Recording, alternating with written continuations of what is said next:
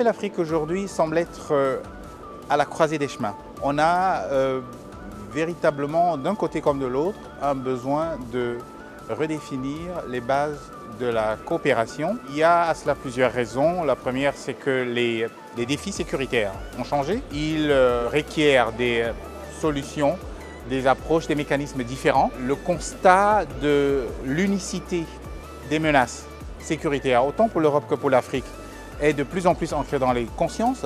On se rend bien compte que l'Europe ne sera pas en sécurité si l'Afrique ne l'est pas, et vice-versa. Du coup, les solutions doivent être communes.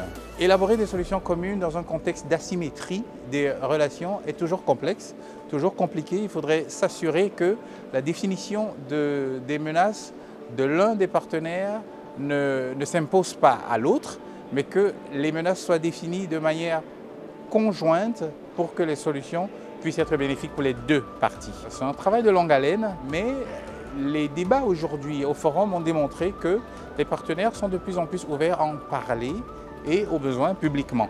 Donc il y a un échange qui peut être robuste de temps en temps. Moi je suis plutôt optimiste parce que des choses qui se disaient avant, plutôt en coulisses, en sous-main, aujourd'hui sont exprimées sur la place publique. Pour moi c'est une véritable avancée.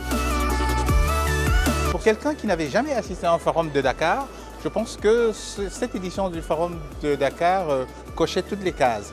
Elle était intéressante, une palette de chefs d'État plutôt bien garnie, des échanges très francs et très robustes.